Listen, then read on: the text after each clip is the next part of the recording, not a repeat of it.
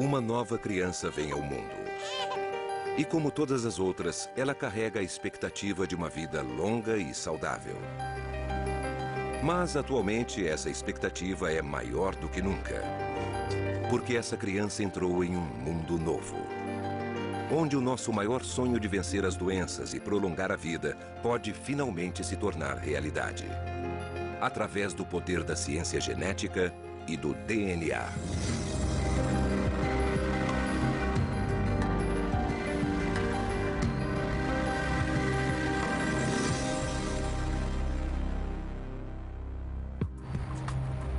Neste início do século XXI, estamos no meio de uma revolução genética.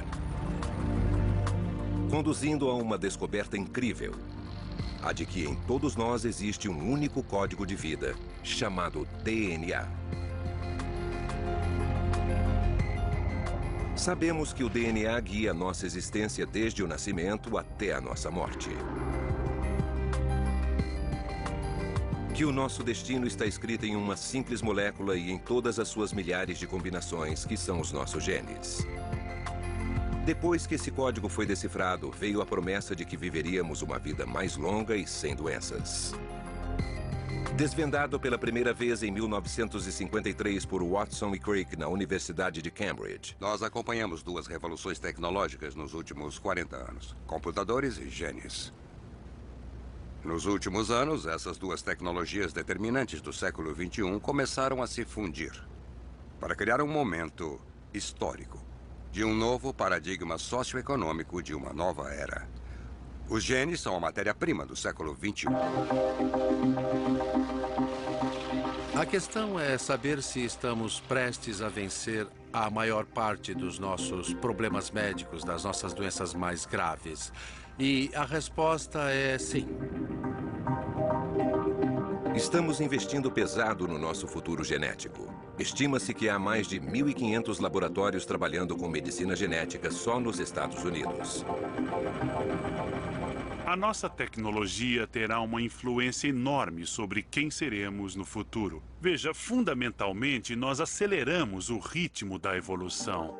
Mas enquanto alguns gostam de sonhar com um futuro desconhecido, outros acham que se acredita demais em tecnologia pouco conhecida. Eu acho que acreditar que a comunidade científica tem a sabedoria, o conhecimento e a visão de futuro para criar um segundo Gênesis, que pode aperfeiçoar o primeiro Gênesis com milhões de anos de evolução, é um pensamento absolutamente patológico. Mas o que as pessoas comuns pensam? Para descobrir, Discovery conduziu uma pesquisa de opinião abrangente sobre a ciência genética em 8 países do mundo todo. Em primeiro lugar, perguntamos se a ciência genética poderia beneficiar a humanidade. 2/3 dos ingleses acreditam que será benéfica. Já os norte-americanos que aceitam são 82%. Eu acho que abre uma gama imensa de possibilidades que podem, de fato, ser positivas. Estou otimista com o futuro, com o DNA, porque vai ajudar a acabar com as doenças. Acho que é muito estimulante. Acho que a ciência começou a avançar. Mas muitas pessoas acham que a pesquisa genética está interferindo na natureza e que é potencialmente perigosa. Os mais preocupados são os ingleses e os poloneses. Os menos assustados estão na Dinamarca. Acho que não vai ajudar ninguém. Eu digo isso porque... o que estão fazendo com isso? No geral, me assusta muito porque são homens brincando de Deus e criando novas formas de vida. E, na minha opinião, não é o que devemos fazer com a natureza. Não é natural e eu não acho que seja a vontade de Deus. Em geral, quando perguntamos se os benefícios do desenvolvimento genético irão superar os riscos, apenas um pouco mais da metade concordou, embora os ingleses fossem os menos convencidos. Mas qualquer que seja o futuro em que as pessoas acreditam, o fato é que a simples molécula do DNA está afetando as pessoas agora. A ciência genética já está transformando vidas.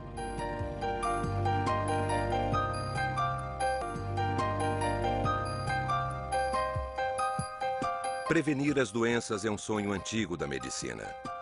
E a ciência genética pode fazer esse sonho se tornar realidade. Para cada criança nascida no início deste século, a esperança é que, conforme ela cresça, tenhamos condições de conhecer cada parte da sua genética e determinar os riscos das principais doenças. E prevenir é melhor do que remediar. Porque agora se sabe que as maiores causas de morte no Ocidente, como as doenças cardíacas, diabetes e câncer, têm bases genéticas. Juntas, elas são responsáveis pela metade das mortes de adultos na Inglaterra. O câncer de mama é uma das maiores causas de morte entre as mulheres. Todos os anos, 38 mil mulheres descobrem da maneira mais difícil que correm risco. Wendy Watson é uma delas. Minha mãe morreu quando eu tinha 16 anos. Ela morreu de câncer de mama. Tinha 44 anos. A mãe dela teve câncer nas duas mamas e morreu. Ela morreu de câncer de ovário. Então fui ao médico depois que ela morreu e perguntei: o câncer pode ser hereditário? Ele respondeu: não seja boba. O câncer de mama não é hereditário. Mas quando Wendy pesquisou o histórico da família, ela descobriu evidências assustadoras de que o câncer tinha passado de geração a geração. 9 em cada 10 mulheres na sua família tinham desenvolvido câncer de mama. Eu pensei, não quero passar o resto da minha vida preocupada, imaginando quando vou ter o meu. E cheguei à conclusão de que a melhor coisa que eu podia fazer era eliminar o risco. O mais rápido possível, quer dizer, eliminar antes de desenvolver a doença. Depois que o câncer se instala na mama, a única maneira de evitar que ele se espalhe é pela remoção da mama. Aos 35 anos, Wendy Watson se submeteu a uma mastectomia dupla por precaução. O que eu fiz não serve para todo mundo, mas sem dúvida foi o certo para mim. Com certeza. E fiz isso depois de abrir os meus olhos e de investigar por minha conta. E fiquei satisfeita com o que eu tinha feito. Eu teria que voltar depois de 6 meses e fazer uma cirurgia de reconstrução. Não fui porque não consegui decidir de que tamanho ela seria. E 10 anos depois, não tenho ideia do tamanho que teria agora. E nem vou pensar nisso. Wendy fez a operação sem saber se de fato tinha câncer hereditário. De qualquer forma, a evidência era apenas circunstancial. A promessa da ciência genética é acabar com as suposições nos diagnósticos das doenças. E essa é a esperança de Becky, filha de Wendy. Mas isso depende de encontrar a causa genética do câncer de mama. O nosso destino genético é determinado no momento da concepção. Na fusão do óvulo com o esperma, a primeira célula tem um núcleo contendo 46 cromossomos, 23 da mãe e 23 do pai. Complementando cada cromossomo, firmemente envolto em um feixe, está o nosso DNA, o código da vida. O código do DNA é feito de 2 sequências de bases nitrogenadas ajustadas, combinadas e entrelaçadas na famosa estrutura da dupla hélice. Cada uma das 4 bases faz par com outra base e sempre nos mesmos pares, A com T e C com G. Essas bases, então, se transformam em feixes, dezenas de milhares por vez. Esses feixes são os nossos genes. É o molde da atividade genética que constrói todas as diferentes células do nosso corpo. Mas o que nos diferencia uns dos outros são os genes que herdamos dos nossos pais. E isso é, com certeza, um jogo de sorte. Quando um casal tem um filho, metade dos genes da mãe e metade dos genes do pai se misturam para formar um novo ser. Todos nós queremos que os nossos filhos herdem uma boa combinação de genes.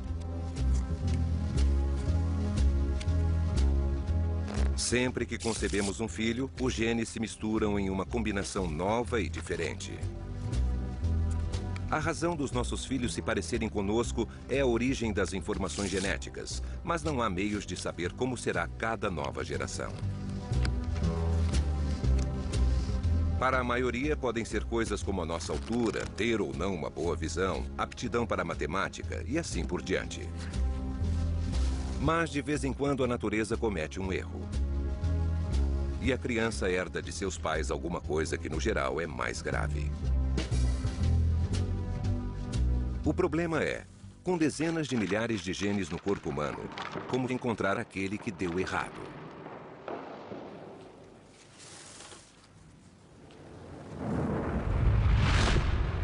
Em Salt Lake City, no estado de Utah, os cientistas superaram essa dificuldade.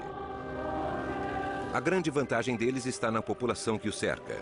Salt Lake City é o berço da Igreja dos Mormons.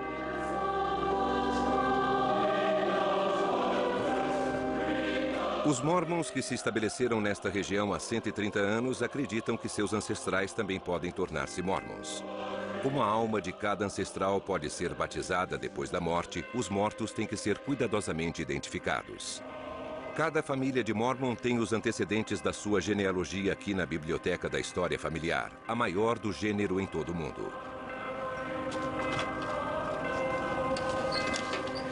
A comunidade é tradicionalmente unida e eles se casam entre si, frequentemente constituindo famílias grandes. Para a genética, isso é potencialmente uma mina de ouro de informações que podem ser usadas para localizar distúrbios genéticos. A doutora Dana Shattuck participou da pesquisa do câncer de mama. Então, a noção de que existe um único gene responsável pela hereditariedade do câncer de mama e de ovário vem do fato de que há famílias em que existem núcleos genéticos da doença. Este é um exemplo de genealogia em Utah, onde uma doença vem se repetindo em várias gerações. E podemos ver aqui que o avô foi afetado, nesse caso com câncer de próstata. E todos os afetados aqui são homens. Os quadrados pretos são as pessoas afetadas. E conforme examinamos esse quadro, vemos que os quadrados pretos, as pessoas afetadas, têm o cromossomo verde. E então procuramos pelos menores pedaços do cromossomo verde de cada indivíduo afetado. E é assim que sabemos por onde começar a procurar pelo gene. Foi assim que eles localizaram o gene do câncer de mama. Com uma quantidade pequena de cromossomo para localizar, eles compararam aquele pedaço com a mesma quantidade do resto da população. Eles encontraram uma mutação, uma área em que o gene afetado é de suma importância, porque atua como inibidor do câncer. Mas a mutação torna-o totalmente incapaz, permitindo ao câncer crescer sem ser percebido. A mutação foi chamada de BRCA1, câncer de mama gene 1, visto aqui como uma falha isolada em um gene ao longo de quase 8.000 letras.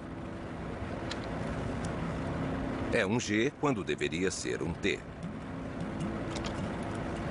Descobrir o BRCA1 foi um grande marco na medicina preventiva.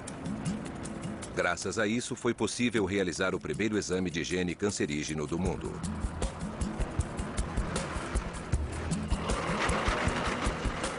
Hoje, o Myriad processa mais de 100 de exames de BRCA1 por dia. Cada exame está potencialmente salvando uma vida. O poder dos exames genéticos não é apenas mostrar quais genes estão envolvidos, mas poder dizer às pessoas de uma mesma família se elas correm um risco específico. Esse é o poder de um exame genético e são essas pessoas que recebem intervenções, o que evita um problema que de outra forma aconteceria. A medicina preventiva é isso, acessar o risco e tomar as medidas para reduzir o risco de futuras doenças. O BRCA1 é agora considerado o grande vilão em cerca de 10% de todos os casos de câncer de mama. Ter o gene aumenta as chances de desenvolver o câncer de mama de 5% a 85%. Para muitas mulheres adultas, os exames de genes como o BRCA1 são uma medida de precaução. 2 anos depois da operação, Wendy Watson teve a chance de descobrir se tinha o BRCA1. O teste deu positivo. Esta é a sua emissora favorita tocando músicas de hoje e de ontem, e essa é Beck com uma mensagem especial. Para Wendy, isso agora não faz diferença, mas certamente afeta a sua filha. Para alguém que precisa de ajuda, não é, Beck? Cada centavo que arrecadamos é para ajudar alguém a conseguir realizar um exame de suma importância. Beck sabe que tem 50% de chance de ter herdado o gene BRCA1. Então, aos patrocinadores e todos aqueles que puderem ajudar. Eu só tenho 21 anos e o exame genético está disponível desde que eu tinha 18. E eu vou fazê-lo sempre.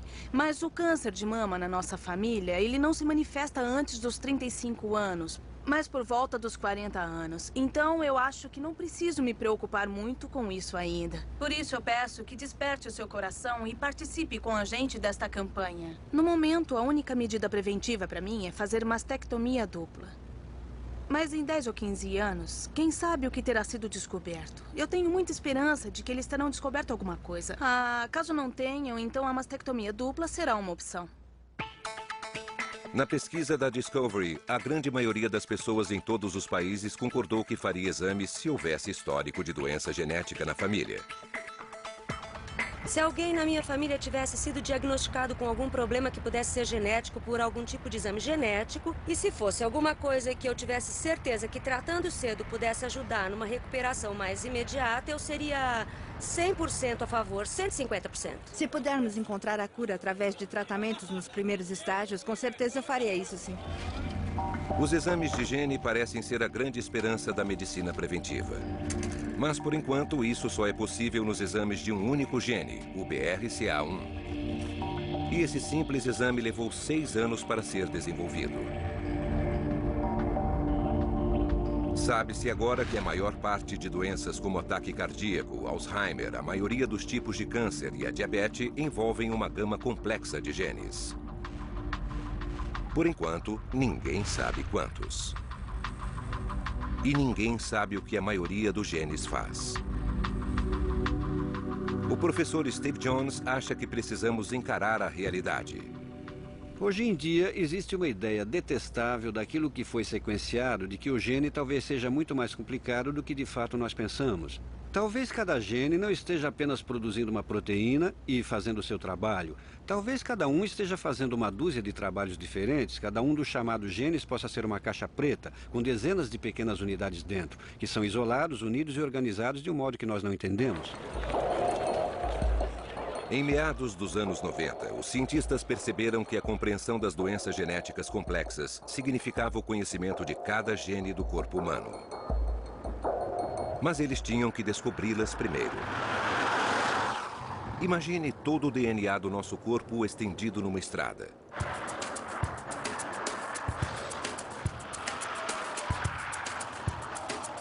Numa viagem de 1.500 quilômetros, nós passaríamos a cada passo por 50 letras ou bases.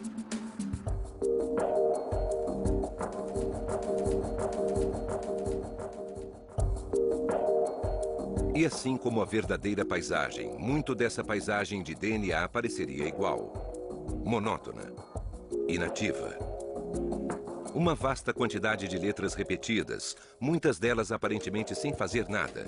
Estima-se que apenas 3% de DNA são parte de um gene funcional. Mas existem áreas que fazem alguma coisa. São os genes que efetivamente produzem as proteínas. O que o resto faz, ninguém sabe. Aparentemente, muitos deles são inúteis, abandonados pelo nosso passado evolutivo. Com certeza, muita coisa inútil. Mas o que eu quero enfatizar é que é muito importante obter a sequência, conseguir a ordem das letras do entulho e, assim, entender o conjunto. Bom, esses 3 milhões de letras parecem muito, mas na verdade não é tanto assim em termos de computação. Com uma pequena compressão, podemos passar para um único CD-ROM. Na verdade, podemos ter um CD-ROM com todas as instruções para fazer um ser humano. O ganhador do Prêmio Nobel, professor John Silston, supervisionou o projeto Genoma Humano, talvez a mais extensa pesquisa científica de todos os tempos. A um custo de 3 bilhões de dólares, atraiu cientistas de 18 países em todo o mundo. O seu objetivo, encontrar e registrar cada gene do corpo humano. Pegando amostras de DNA da população em geral, eles procuraram áreas habituais de atividade. Os genes comuns a todos nós. Cada um deles foi então desenhado num mapa. Este é o genoma humano. Depois de 10 anos, eles agora sabem onde quase todos os nossos 35 mil genes estão localizados. Mas a verdadeira missão mal começou. O que fizemos com a sequência humana foi ler o livro. Nós lemos os caracteres das letras nas páginas, certo? Nós apenas começamos a presumir quais são as letras que realmente significam alguma coisa. Trabalhando no projeto do genoma humano, os laboratórios genéticos de todo o mundo estão correndo para classificar as combinações de gene que nos torna predispostos à maior parte das doenças. A obesidade é um dos maiores problemas nos Estados Unidos. Estima-se que 1/3 da população do país é obesa. É uma das maiores preocupações em matéria de saúde, porque uma das consequências da obesidade é a diabetes, a 6ª maior causa de morte nos Estados Unidos. Mas enquanto as empresas de genética estão procurando pelo gene da obesidade, nem todos estão convencidos de que apenas os genes possam ter a resposta para todas as dúvidas. Quase todas as pessoas que estão assistindo esse programa vão morrer de alguma doença genética. E com isso, estou apenas falando de coisas como diabetes, câncer, doenças cardíacas, todos os grandes vilões. E quase todos têm um componente forte de hereditariedade. Mas em todos esses grandes vilões do mundo moderno, o meio ambiente tem muita influência. Por exemplo, se você tem uma tendência familiar para o diabetes, como muitos a têm, o tratamento preferencial não é fazer a terapia genética, mas parar de comer doces, parar de comer gordura. Comprimam a barriga, balancem os braços. Isso, quadris encaixados e para baixo. A Filadélfia tem uma das maiores taxas de obesidade dos Estados Unidos, mas é também o lugar de uma grande campanha de combate à obesidade e à diabetes. Balancem os braços. Gwen Foster é a rainha da saúde na cidade, responsável por colocar os trabalhadores da cidade em forma. Para aqueles que, como Gwen, estão na linha de frente, a promessa de um exame de gene no futuro não ajuda muito agora. Tenho receio de que, se alguém é identificado com uma doença genética específica, vai pensar que não há esperança e vai ficar esperando que a ciência médica venha com uma pílula para cura, o que não é provável acontecer tão cedo. E a outra coisa, sim, essas pessoas vão achar que, se um código genético não é revelado num exame, elas são imunes. Genes com defeito, eu digo sempre, podem servir de munição. Mas o estilo de vida aciona o gatilho. 1, 2, 3, 4. Enquanto cuidam dos seus estilos de vida na Filadélfia, alguns cientistas acreditam que a genética ainda pode ser a solução para prevenir doenças complexas como a diabetes. Mas primeiro terá de haver uma outra fase na revolução genética. Algo como a obesidade é uma coisa muito complexa. Talvez um gene represente 5 ou 10% de todo o problema. Empresas como a Myriad estão tentando descobrir e comercializar uma por vez. É o seu tipo de negócio, mas isso mostra uma pequena parte do todo. Não é possível entender tudo. Craig Venter, um pioneiro do projeto do genoma humano, acredita que a ciência genética começou a se tornar individual. Fisicamente, todos nós somos diferentes uns dos outros. Pelo menos uma letra dentre as aproximadamente 1.200 do código genético é diferente.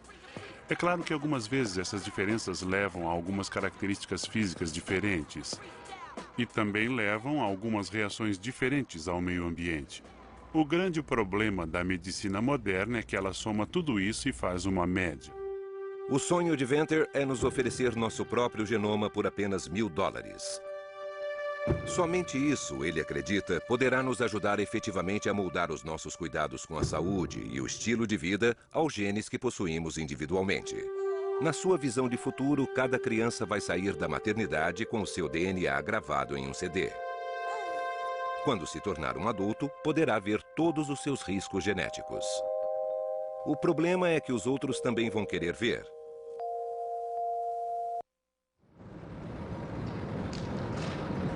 Uma das maiores questões que surgem da informação genética é sobre o seguro de saúde e de vida no futuro. Imaginem um mundo daqui a alguns anos, onde poderemos ver todo o nosso DNA sempre que precisarmos. Até lá, os cientistas terão finalmente concluído o que cada mutação de gene significa de fato no corpo humano. Quem é que gosta da gente hoje? Ninguém. A companhia de seguro de Sam quer saber se ele tem uma mutação específica que poderia deixá-lo mais propenso a um câncer de pulmão. Nós achamos que um gene assim é relevante para você devido ao seu histórico de ex-fumante. Ah, tá, lá vamos nós. Precisamos lidar com questões sérias, questões como a privacidade dessa informação, quem tem acesso a ela. Temos que lidar com o risco dos empregadores, dos governos, das companhias de seguro que abusariam ou fariam mau uso da informação.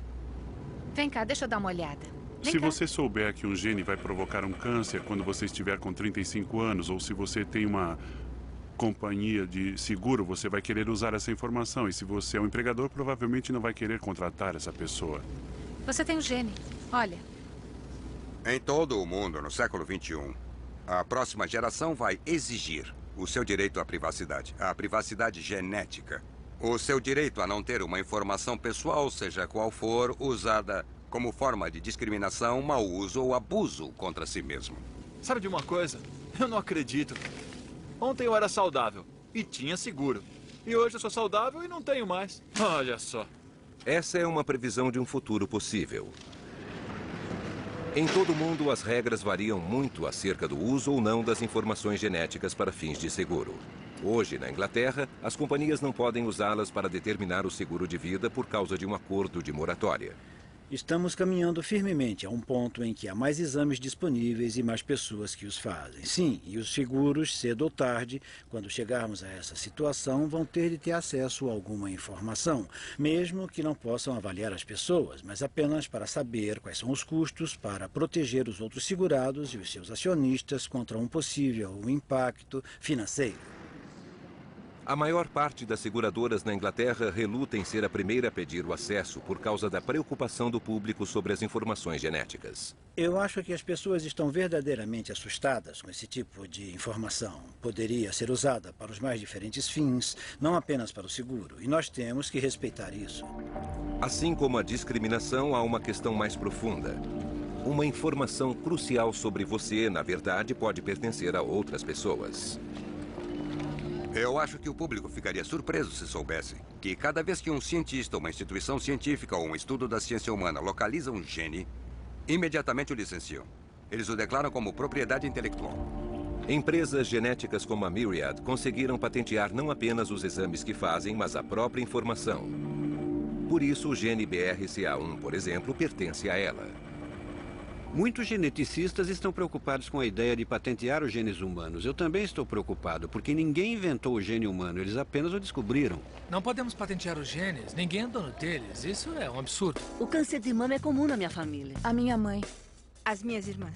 Mas eu descobri que isso pode ser evitado.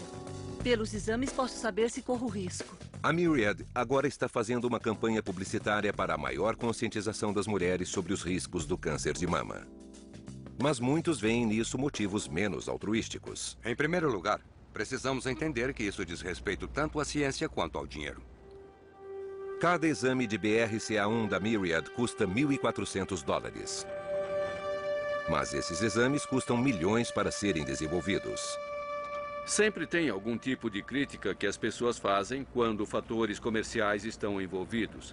É importante entender que esses exames são muito caros hoje em dia.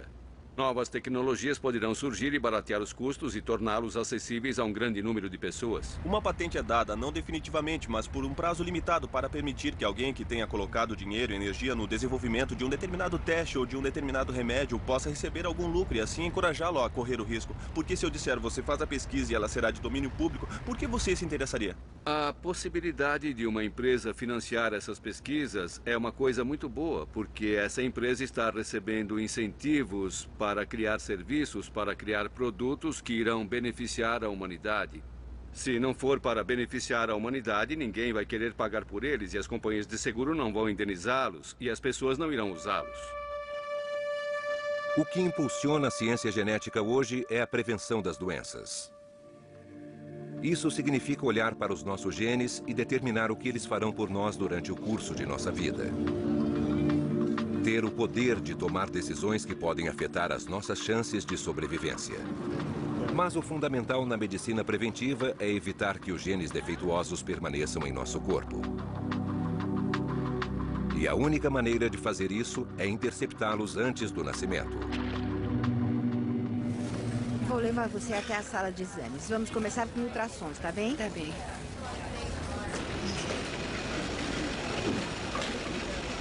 Gwen Berkowitz está fazendo tratamento de fertilidade, mas não porque ela é estéril.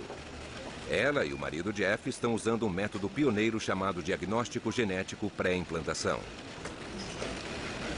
Eles têm esperança de que esse método lhes traga uma criança capaz de sobreviver mais do que algumas semanas.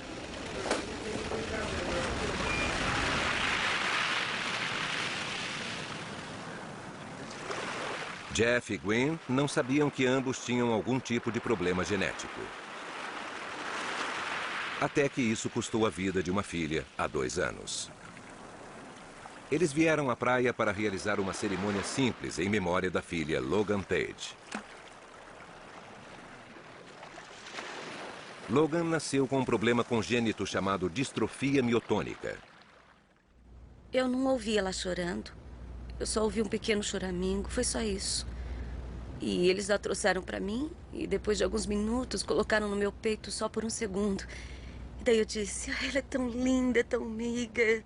Eu não sabia de nada dos tubos e eu pensei que ela é minha filha e eu vou levá-la lá para casa dentro de poucos dias. Depois que ela foi levada para a unidade neonatal de tratamento intensivo, me levaram até lá e me deixaram. Parecia que havia algum problema porque ela não conseguia respirar sozinha. Logan nunca respirou sem ajuda. Ela sobreviveu apenas 5 semanas. Os genes de Logan foram herdados dos pais. Mas o gene da distrofia miotônica ela herdou de Gwen. O gene afetado é responsável pelo controle muscular. E deu errado desse jeito. Além da estrutura normal das bases ou letras, ele tem um fator em comum. Uma série regular de repetições. CTG, CTG, CTG. Todo mundo tem um número exato desse tripé. 3 repetições de nucleotídeos. Jeff tem 7 deles em um dos cromossomos. Em outro cromossomo ele tem 16. E isso é perfeitamente normal. Mas do lado de Gwen, ela tem 225 desses tripés de CTG. E isso é demais. E traz alguns sintomas da distrofia miotônica. Eu reparei que é como abrir potes. Olha só, dá pra mostrar com a minha mão. Se eu apertar bem por uns 4 ou 5 segundos e depois tentar abrir, é o mais rápido que eu consigo. Então...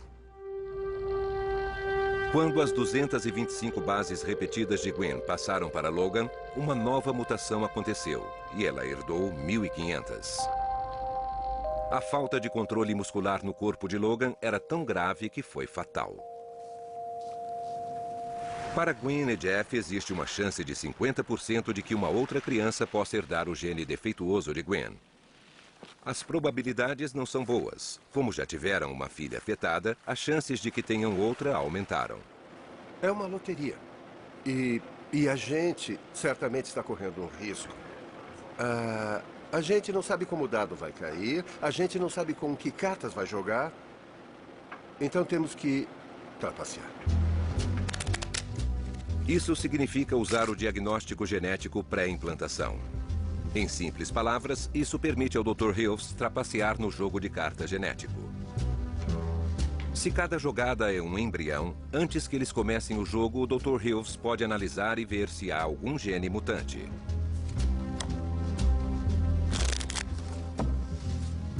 Somente quando tiver certeza de que está tudo certo, ele deixará os Berkovitz jogarem.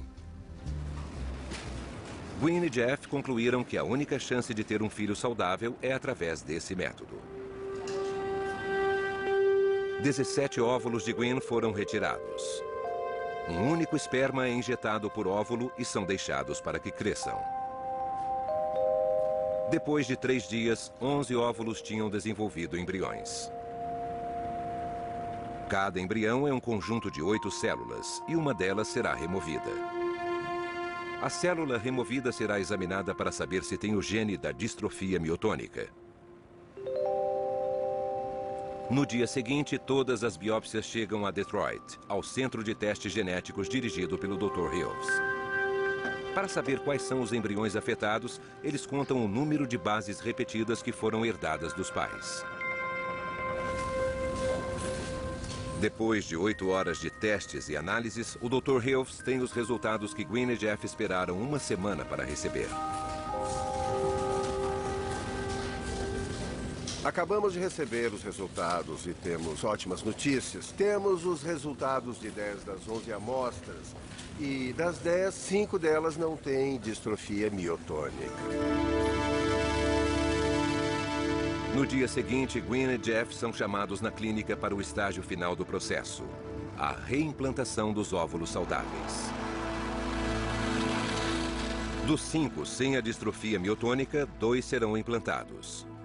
Os outros 3 serão congelados para o caso da transferência não dar certo. Os 5 embriões que deram positivo serão descartados. Parece a única coisa lógica a fazer, porque com certeza eles têm a distrofia miotônica, apesar de ainda provocar discussões sobre ética em muitas pessoas. Para mim é assassinato. É como se eles tivessem uma doença porque Deus assim desejou. O que estamos fazendo é ajudá-los a começar a gravidez com uma criança saudável. Não acredito que isso signifique problemas éticos, mas vou dizer, todas as pessoas que vemos andando nas ruas têm uma atitude visceral, íntima a respeito da reprodução. E quando misturamos reprodução com a genética, todo mundo tem uma opinião. Em nossa pesquisa, houve discordância quanto ao direito de descartar os embriões com doenças hereditárias. Os norte-americanos foram os menos dispostos, com apenas 2 em cada 5 pessoas a favor, enquanto o dobro dos turcos acha que sim. Wynne e Jeff receberam cartas contra a decisão de retirar os embriões danificados. Sabe, algumas das cartas que recebemos não chegam a nos comparar com os nazistas, mas insinuaram isso. A gente não quer um bebê com cabelos loiros e olhos azuis, ou, sei lá, uma menina especificamente, ou um menino especificamente. A gente só quer um bebê saudável. Isso é tudo que a gente quer, só isso.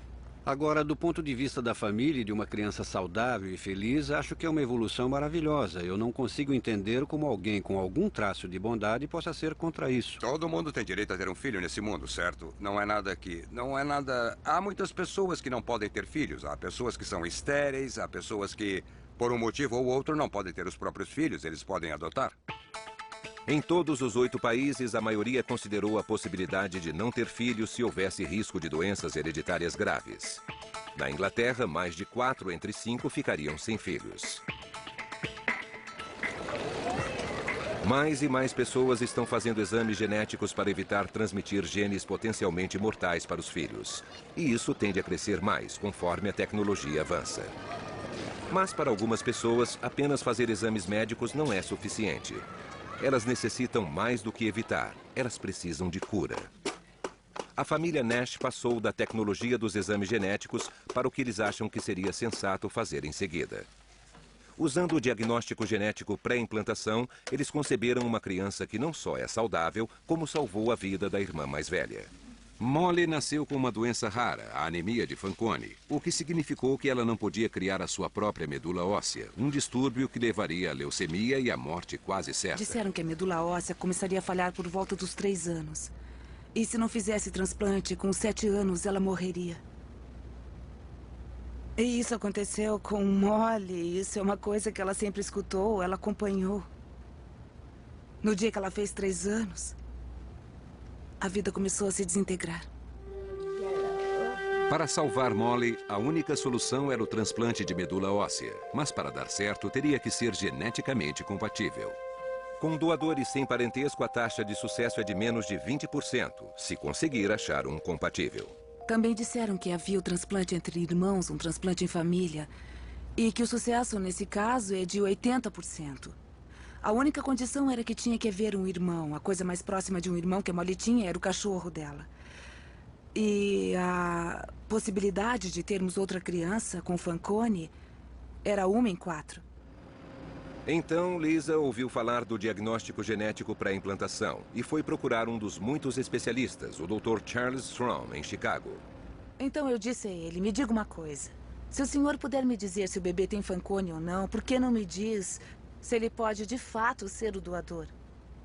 E ele disse, eu não sei se poderia.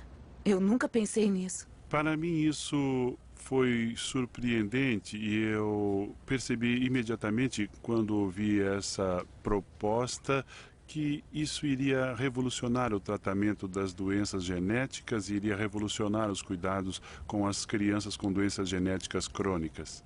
De 30 embriões, apenas 5 tinham a composição genética certa. Em 4 tentativas de gravidez, o último embrião produziu Adão. Sua medula óssea combinava perfeitamente com a de Molly, já quase inviável para o transplante de tão doente. E aqui está o irmão que a Molly estava esperando. E aqui está o meu bebê lindo e saudável. E é essa coisa tão pequenininha aqui que vai salvar a vida da Molly. Hoje, as duas crianças estão bem e ansiosas para levar uma vida normal e saudável. Acho que tivemos muita sorte, porque pudemos contar com a ajuda da tecnologia e isso foi importante. Quando perguntadas sobre situações como essa enfrentada pela família Nash, a maior parte das pessoas da nossa pesquisa acha que os pais deveriam ter a permissão de selecionar um embrião para curar um irmão. Surpreendentemente, mesmo num país católico como o Brasil, 9 entre 10 pessoas acham que os pais devem ter esse direito. Mas nem todos estão felizes com o precedente que os Nash abriram. Esta foi a primeira vez que uma criança foi seletivamente concebida com outro propósito senão o de melhorar a sua própria saúde. Agora voltamos à concepção da biologia. Não seria irresponsabilidade dos pais não escolher o que é melhor para a criança, mas é bom que fique claro que isso muda para sempre a ligação entre as crianças e os pais. O pai se torna um arquiteto.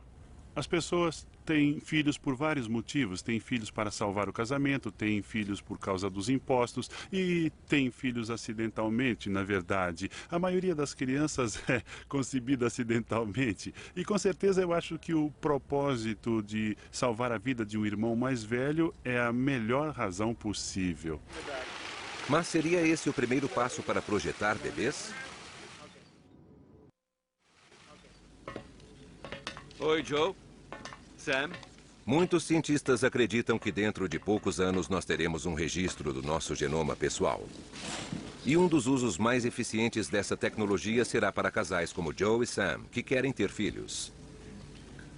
Nessa visão moderna de futuro, eles estão prestes a selecionar os genes que querem transmitir. Em resumo, projetar o seu próprio filho. Muito bem. Em primeiro lugar, menino ou menina? Menino. Menininho, por favor. Assim que começarmos a entender o que os genes dizem de nós, nós vamos querer fazer as opções acerca dos nossos filhos. O professor Greg Stock escreve sobre genética humana na Universidade da Califórnia e vê a possibilidade de projetar bebês se tornar real dentro das próximas gerações. Acho que a habilidade para projetar as características pessoais está bem próxima. Talvez não mais do que uma década ou um pouco mais.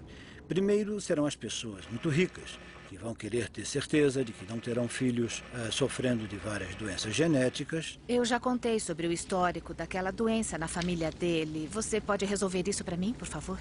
E depois, lentamente, serão as menos vulneráveis. Por exemplo, como uma grave depressão ou alguma coisa do tipo. E depois, para escolher a personalidade e o temperamento. Quais são os pais que não gostariam de poder programar tudo o que pudessem para ter filhos perfeitos? Muito bem. Vamos começar pelos olhos. Eu gostaria que fossem iguais aos meus. Quer dizer, só a cor, porque, sabe, eu tenho miopia. Tudo bem, vai ser com 20 graus. Isso já é padrão. O problema é que toda essa tecnologia, esse difícil caminho para usar o gene, conduz a um novo movimento eugênico, porém um movimento amigável. Você não quer um bebê saudável. Você não quer ter a possibilidade de fazer previsões e planejar os princípios da vida para poder viver melhor, para o seu filho viver melhor? Aí está. Podem escolher à vontade. Mas o que eu estou sugerindo poderia ser ainda mais devastador do que os eugênicos de Hitler, mesmo que as intenções e a motivação sejam nobres. Porque o que aconteceria numa análise final é que a vida se resumiria à engenharia, onde os nossos filhos seriam a experiência mais moderna de compra numa sociedade pós-moderna. Gostariam de vê-lo? Sim, nós gostaríamos. Muito bem. Isso é apenas uma pequena amostra de como o bebê vai ser após o nascimento.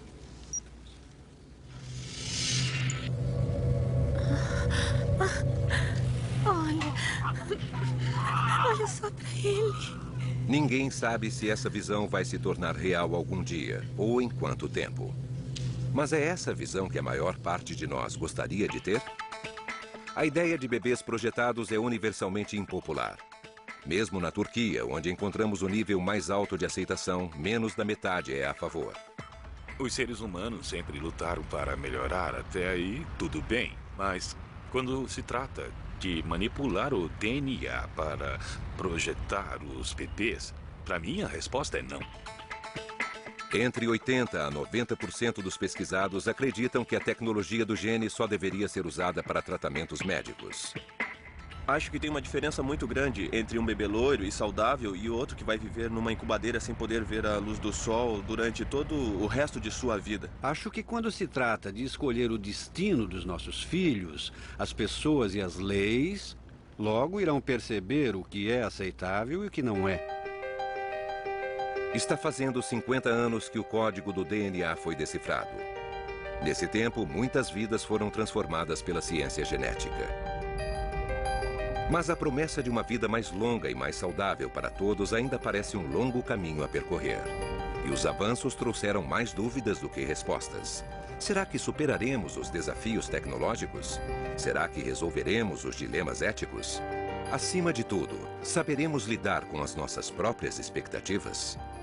Existe agora toda uma realidade que já esteve à nossa frente e sobre a qual temos que tomar decisões. Vamos tomar boas decisões, mas vamos tomar decisões erradas também. Vai ser exatamente igual a todas as outras coisas e não vai nos levar para um mundo perfeito, onde não existem problemas, mas não vai nos deixar nos levar para a destruição. Nós percorremos um longo caminho na genética nos últimos 50 anos. Há 50 anos teria sido completamente inconcebível imaginar que em meio século nós teríamos sequenciar o genoma humano, e nós o fizemos. Mas na ciência nunca sabemos até onde já chegamos. Estamos sempre olhando para o horizonte, e quanto mais avançamos, mais ele se distancia. Qual o nome? Adão.